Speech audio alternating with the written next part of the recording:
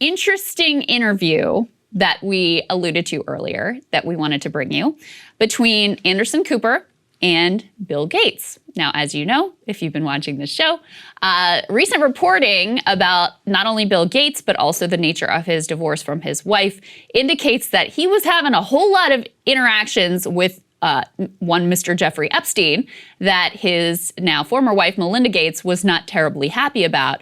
To his credit, Anderson Cooper actually led the interview, asking him some very uncomfortable questions about all of that. Let's take a listen to that. Melinda was concerned about a relationship you had with Jeffrey Epstein, who at the time you met him in 2011 had been already convicted of soliciting prostitution from a minor. The Times reported she hired divorce attorneys around the time in October 2019 when that contact with Epstein became public. Can you explain your relationship with Epstein? Did you have any concerns? Was there ever any concerns you had about it? Oh, certainly. I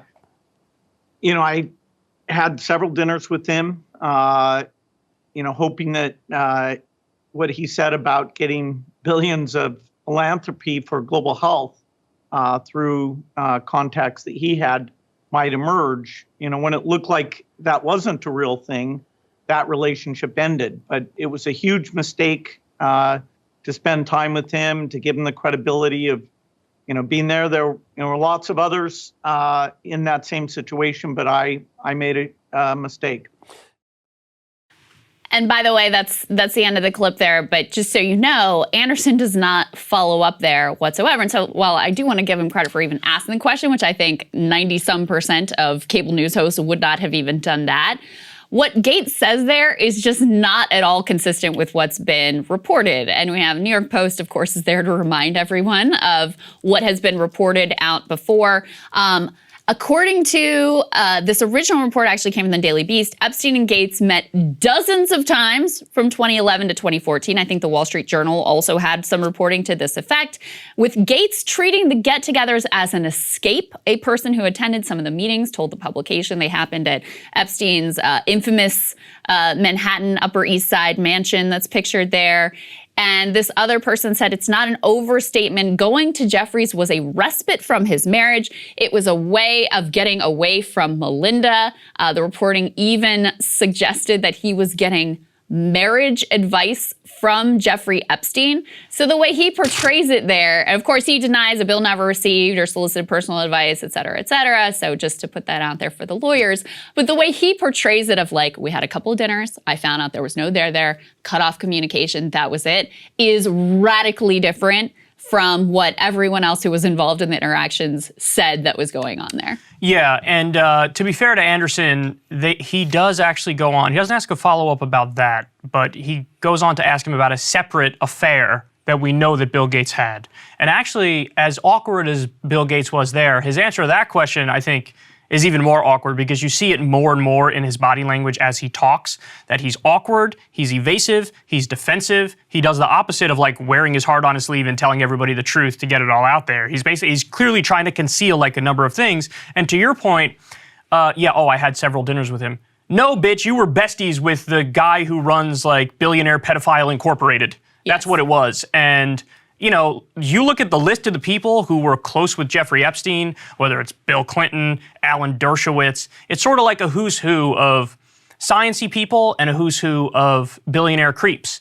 And listen, my default position is that all of them were doing the creepiest, grossest things you can imagine until proven otherwise. Because, she says, tee-hee-hee, whoopsies, I cuddled up to the owner of Billionaire Pedophiles, Inc. Well, that doesn't happen. And listen, maybe you could make an excuse for people who associated with him before the conviction, which happened like, what was that, like 2009 that happened? Oh, no, the conviction, okay. But yeah. Gates, this is long after, right? So he is a known. And his wife was like, what are you fucking doing? A known predator, enough so Melinda is like, what the fuck? Like, you gotta stop this. This is insane. And Melinda has been very involved in, one of her causes has been fighting sex trafficking.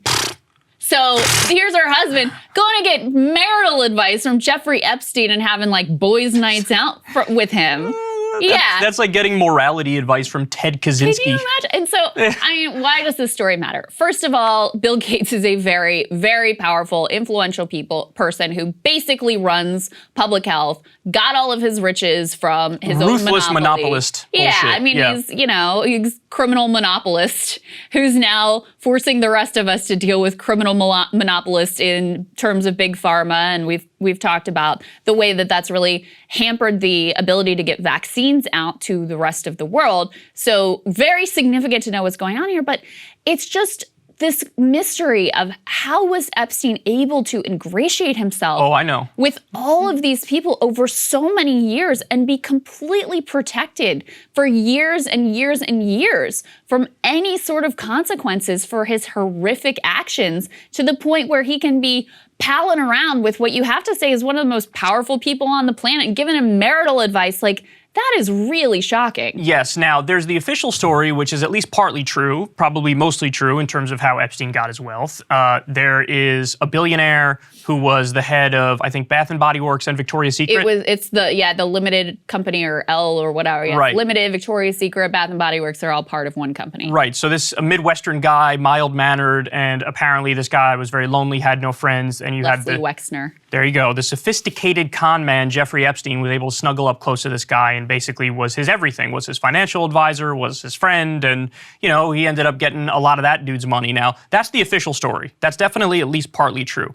My speculation, my suspicion, is that the only way Epstein got that close to that many powerful people, politicians and celebrities and billionaires, is because he's either U.S. intelligence or Israeli intelligence. And they wanted dirt. And that's what you do, is you find a guy like that who's really dynamic and can snuggle up to these people, and then all of a sudden you got pictures of Bill Clinton in a dress, you got pictures of some celebrity billionaire jack-off getting sucked off by some transgender 14-year-old, and you got all this dirt, and then he has the capacity and the ability to take them down. Do I hear the people in the control room laughing? I was just hearing that as well, yeah. I still got it, boys. I still got it. Let me just, for the allegedly, et cetera, et cetera. I mean, this one certainly a plausible explanation for how someone gets away with this stuff with impunity. That's exactly. And years. And there were all these weird deals that were cut early on with the different, police departments and whatnot. Yeah, so that was down in Florida. That was the one conviction, was this incredibly sweetheart deal that Alex Acosta, who goes on to become Trump's labor secretary, cuts.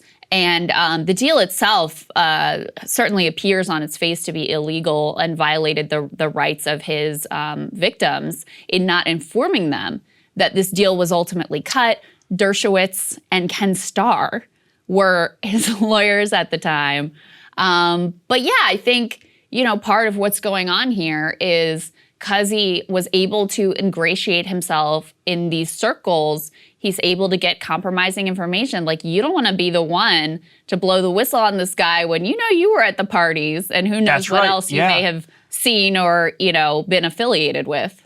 I'm vaguely remembering, wasn't there some sort of quote, like, from one of the police departments or one of the attorneys general, where they were like, getting this guy's above our pay grade? I think there was something that was really ominous like that I remember reading, where I paused and I was like, whoa, that's a weird thing to say.